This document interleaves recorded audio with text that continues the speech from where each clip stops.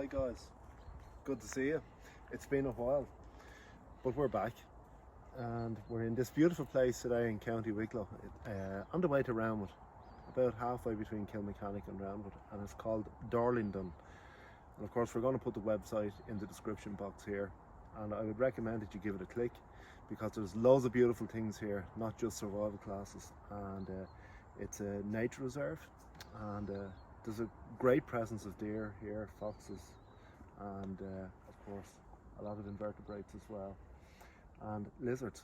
It's lovely. It's a really nice place. But anyhow, we've been establishing ourselves, and we're teaching survival and bushcraft courses here. We're in residence here since last April, and funnily enough, the way the weather has been this year in Ireland, every single course that we've taught, it has been pretty much lashing rain on over the year, but we still got the students to come. And sure, you know what to say, if it's not raining, you ain't training. It's beautiful here, it really is, and Brendan has done a fantastic job on it. Over here we have this lovely little building that Brendan built himself. We'll probably take a walk over there in a little while, and then we'll bring you to the Eagle Ridge outpost, where you can see what we have going on. And we want to talk to you about a knife today. Actually, we want to talk to you about a couple of knives, because it's been a while and we have to play catch up now, right? So yeah, enjoy this, and it's lovely, and it's very cold here this morning, and it's definitely weather for Swan Dry or Leicester River bush shirts. We need wool on us today. All those sheep worldwide can't be wrong. We're looking at, and I know this sounds like a band from the 70s, but it's only about 3 degrees here today, and we're heading up for noon, so this is as warm as it's going to get. So come on, we'll have a little saunter over that direction and we'll come back to you.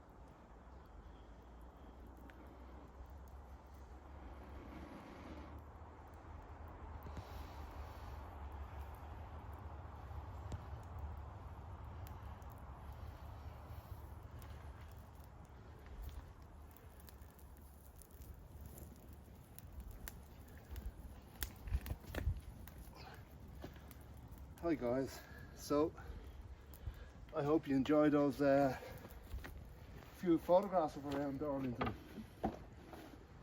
And just gonna have a little drink. This is where it all happens in terms of survival up here, and we've had some great courses this year at this place, and it has made some really nice memories with students that have been with us before and that have come back to us and continue to keep coming back to us. Don't mind me, I'm just packing this stuff away because I don't want to lose it, okay? So, we're going to talk to you today about knives. Good talk, right? And I'm just going to pull over my armchair. So, what we're going to talk about is knives, small sized knives that can fit the duty of a survival knife. Now, typically a survival knife is something that's very large, very heavy, and of course heavy duty, and that's fantastic. However, with the style of survival that I teach, I would always ask, what's the likelihood of you having it on you at any given time? So we revert back to some of my favorite knives throughout the years, and just showing you that you don't actually have to spend $1 million on a knife to have a good knife. This is one of my favorite knives. This is the Mora Classic, okay? It is a stick tang knife, it's not full tang. However, you can use this successfully as a bushcraft knife and a survival knife.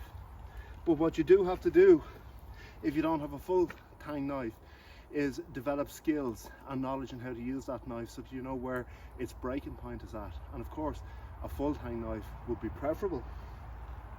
But my favorite knife of all time is this one here, and that's a LT Wright Genesis, okay?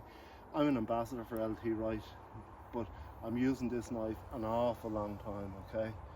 And it's taught an awful lot of students over the years, and it's been a great knife to me. This is the knife that started Eagle Ridge survival. It's been beat on, it hasn't been, and of course it's been minded, but it hasn't been mollycoddled, as you can see. It's been used for striking flint as well, which incidentally, A2 steel, some people say it can't strike a flint, it actually does. Obviously it's not as good as O1 or something like that, but it does do it. But this fits a bracket that I call, it is a bushcraft knife in its bushcraft size, but it has the strength of a survival knife, and I call this a bush survival knife, okay? Because it does everything that a bushcraft knife can do, but it has the strength, the absolute strength of a full tang survival knife, and it is a full tang. Now, here in Ireland, you're looking at an investment between duty and everything of probably about 300 euros, okay? It's a lot of money. However, what I would say is it's better to buy once and cry once and have a knife for life. However, you mightn't be able to afford that. And in the meantime, while you're saving up for your LT Wright Genesis, which is my favorite knife of all time, you can start off with your classic, okay? But remember, this has the rat tail tang, so you have to be cautious in how you use it. And this is about 30 euros. We can also get the Mora, it's the Mora, I call them clippers, I don't know what they call them anymore, but it's the Mora clipper, shall we call it, but it's the heavy duty companion, I think they call them now. But back in the day they were called clippers. This is heavy duty, so it's 3.2 mil or 3 mil thick. It's not full tang yet again, but I've beaten the snot out of this and it hasn't broken.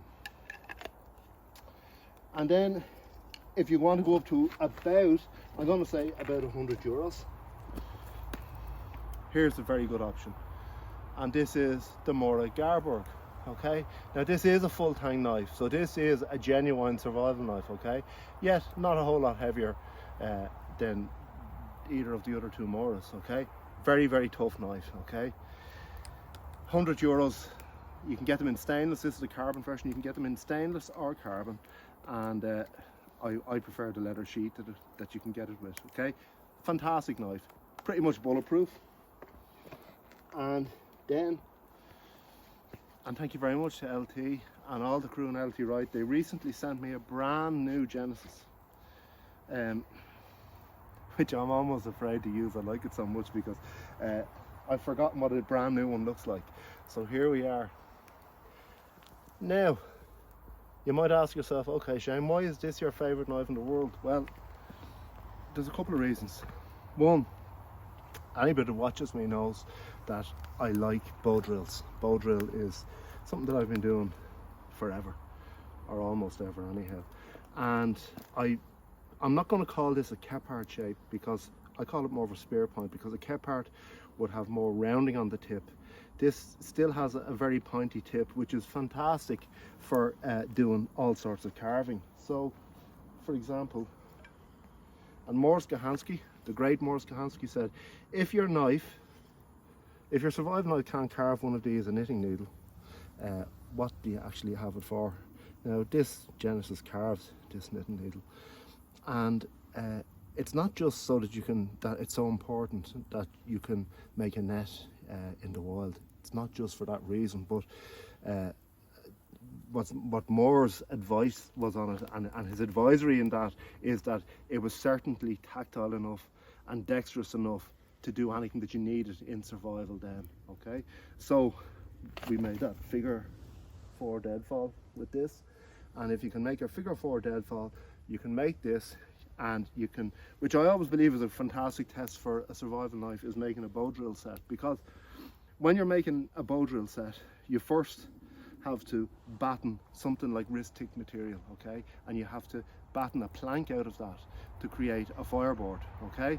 You then have to form a spindle, and after you've done all of this, you have to carve your hole in the actual plank that is where you're going to make your notch, and you have to burn that in. Now, what happens when you burn that in, the integrity somewhat changes of the softwood, because we have effectively heat hardened it, and we now have to cut a keyhole notch. So it's a very, very good test for the edge and the brittleness of the edge, okay?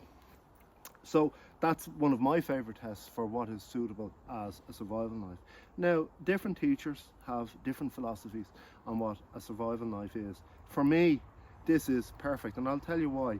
A larger survival knife, and everything that I teach in survival is about the propensity of carry. Are you likely to have it on you when you find yourself in a survival scenario? Because if you're not going to have it, and the whole argument is pointless then, okay? So survival scenarios are scenarios that we're trying to get ourselves out of, not into. Therefore, we've fell foul of some outdoor activity that has left us in this situation, okay? So I like a knife that's small enough that you can carry all the time. Now, this comes with a beautiful JRE leather sheet, okay? Absolutely lovely. And it has the fire seal loop there. But the sheet that I tend to carry it on in is this one here, which is, I favour neck knife carry, okay? Because I've lost a couple of good quality knives over the years, and I've lost them as a result of opening on my hip when I'm out hunting deer or something like that, and it falls out, and you're not aware of it until you get back to the car. However, when you have a neck knife on you, you're always conscious of where it is at any given time. And of course, I feel that it's a connection to Moore's as well.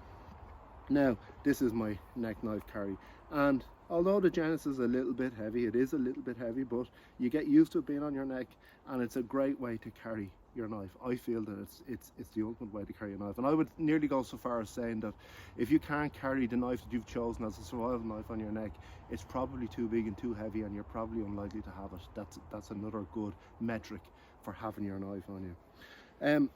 What more can I tell you about this knife? I've done loads of videos on the LT Wright Genesis, and I have to point out this is without question the most comfortable knife I've ever used in my life. And this is a very, very important element of a survival knife. the most overlooked element, okay? We don't need a survival knife that looks like something that should be in Star Trek, you know, what do you call those guys, Klingons or something like that. We don't need angles, we don't need curves. If you look at primitive knives, the majority of primitive knives are quite simple, and they're simple for a purpose. It's up to the individual to make this knife do things. It doesn't have twists and turns on it that does it for you. We are the user, and we should develop enough dirt time to be able to use that knife competently and get it to do what we need it to do.